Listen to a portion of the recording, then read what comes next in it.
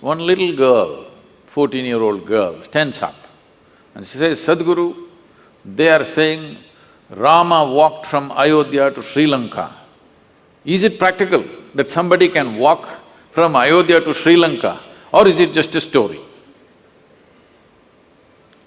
Then I look at her and say, see, you are still a young girl. After a few years, you will find a man. When you find your man, do you want that kind of a man that if you get lost, he will walk all the way?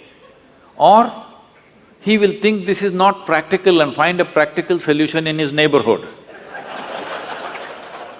What kind of a man do you want? Well, even the little girl knows what kind of a man she wants. Now, why this question I'm bringing this up is, I want you to listen to this carefully, not reacting all the bhaktas. Rama's life is a disaster, a continuous disaster. King born as a prince, coronated as a king, just married with his young wife, some political stuff, ends up in the jungle.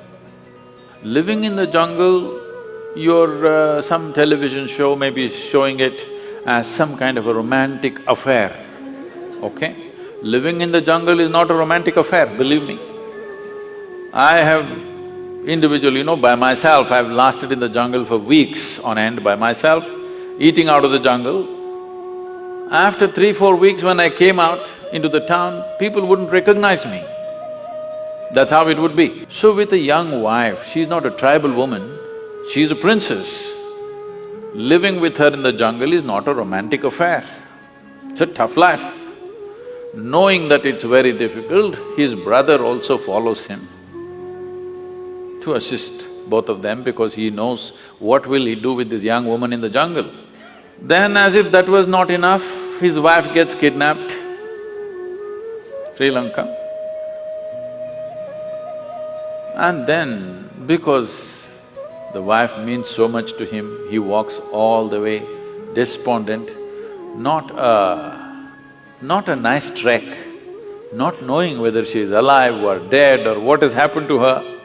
He walks down all the way, builds up a Tamil army, goes across, burns down a beautiful city, kills many people, gets back his wife, goes home.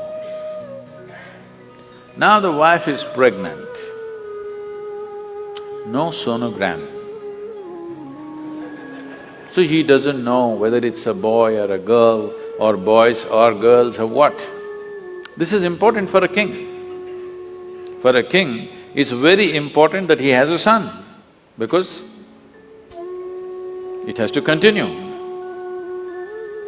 But then once again some political situation, he sends his fully pregnant wife to the jungle.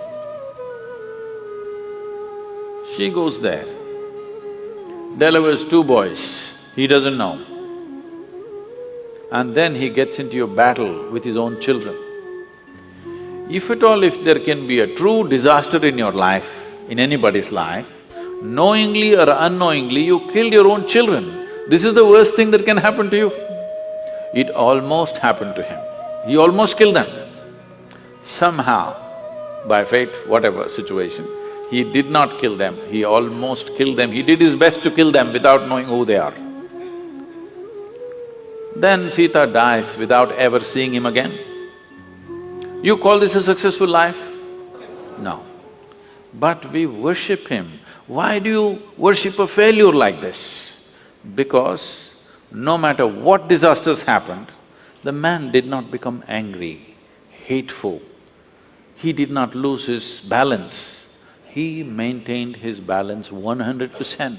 He did not give up any of the values and ethics with which he lived.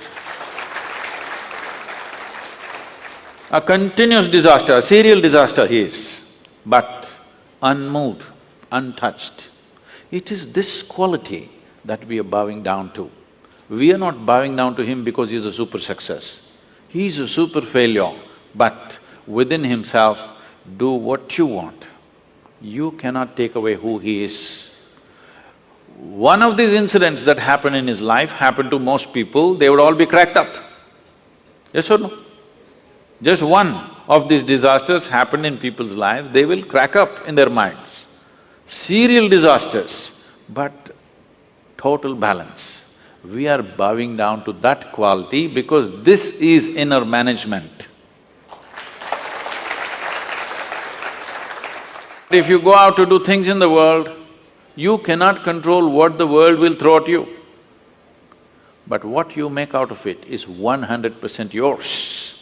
You wouldn't mind stepping into any situation, facing anything in the world because you are in a blissful chemistry. Rama is in a peaceful chemistry.